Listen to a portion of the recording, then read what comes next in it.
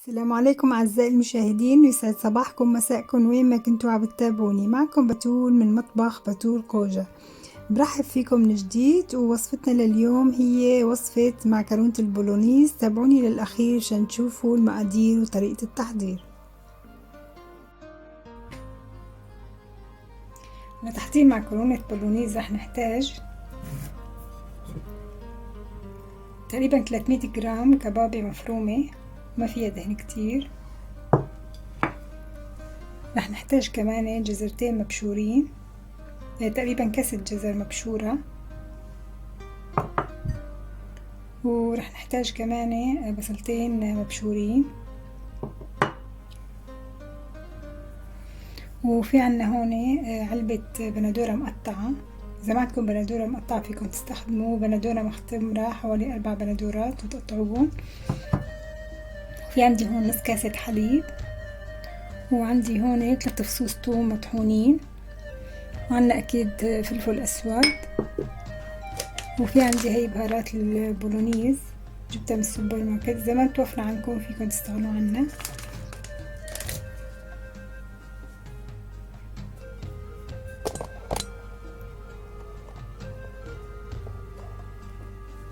في عندي هي السباجيتي، علبة سباجيتي كاملة. أنا بستخدم المعكرونة السمراء حبة كاملة. وفي عندي كمان معلقة دبس فليفلة، وفي عندي تقريبا نص معلقة خل، وعندي تقريبا معلقة كبيرة الأوريجانو أو الزعتر البري. وهلأ خلينا نروح نبلش بتحضير الوصفة.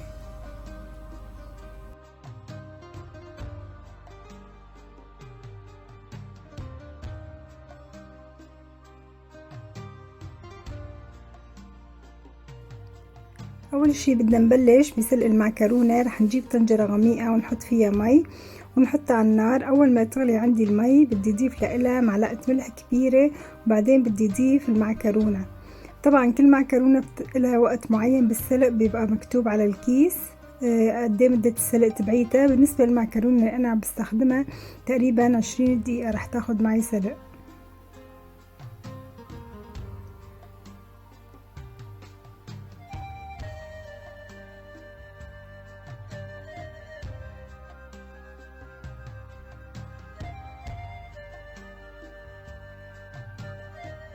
رح نترك المعكرونة تنسلق، وطبعا ما ننسى نحركها كل شوي عشان ما تلزق بأرض الطنجرة أو تلزق ببعضها. بين ما تنسلق عندي المعكرونة رح نبلش نحضر الصلصة مع بعض. رح نجيب مقلاية ونحط فيها معلقتين زيت زيتون، ونحط البصل المبشور ومنقليه مع زيت الزيتون.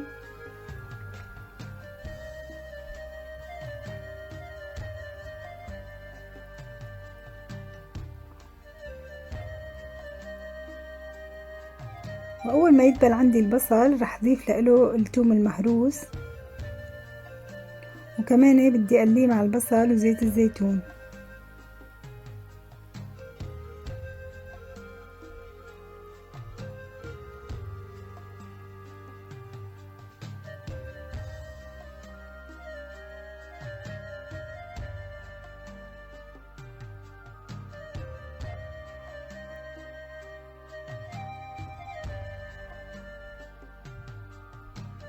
هلا صار وقت نضيف كمان الجزر المبشور، وكمان بنقليه تقلية خفيفة لأن الجزر بيدبل بسرعة.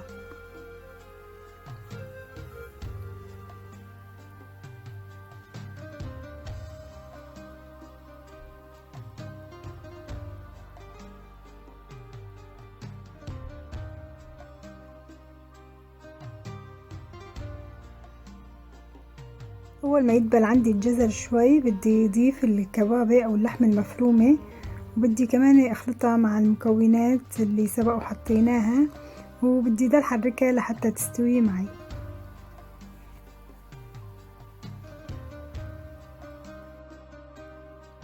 بعد مرور حوالي 20 دقيقة استوت عندي المعكرونة وصارت جاهزة. بدي صفيها من المي وارجع لكم.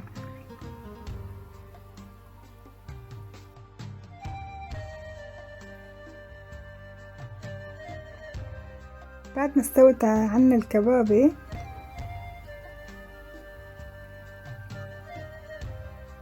نبلش نضيف البهارات والتوابل اللي ذكرناها بالأول. راح نضيف دبس الفليفلة،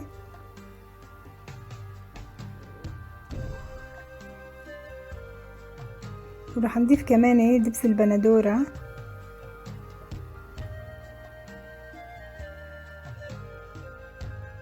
وبدنا نحركهم مع بقية المكونات.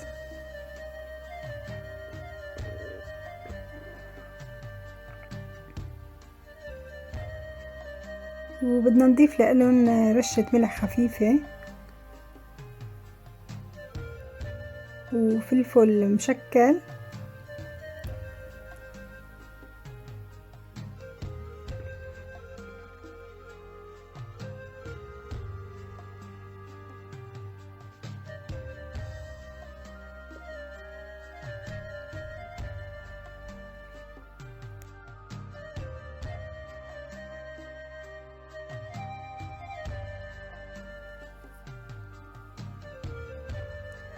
هلا صار وقت نضيف البندورة المقطعة.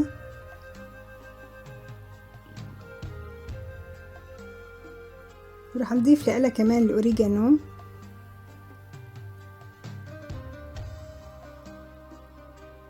والخل.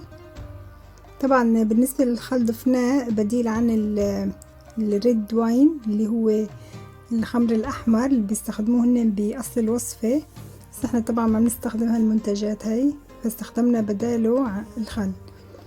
وهلا عم نضيف توابل البولونيز. طبعا هي التوابل مو أساسية، اللي ما متوفرة عنده في البيت فيه يستغني عنها.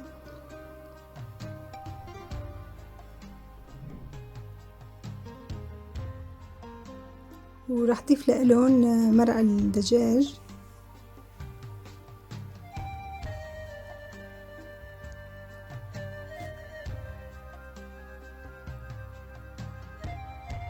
واخر شي بدنا نضيف الحليب.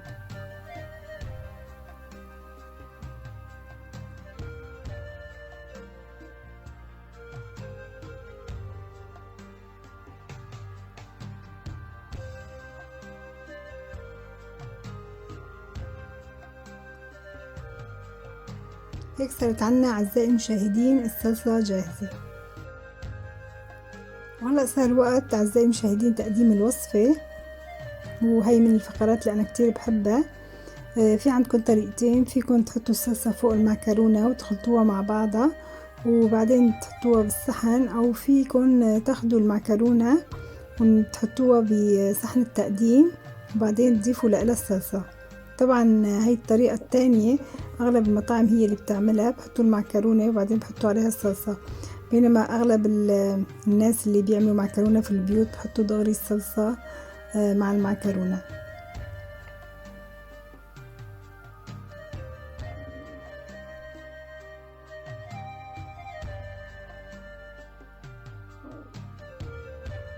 وأكيد ما ننسى نضيف لها الريحان، وبدنا نرشلها رشة جبنة مبروشة على الوش هيك عشان بس تعطيها منظر حلو.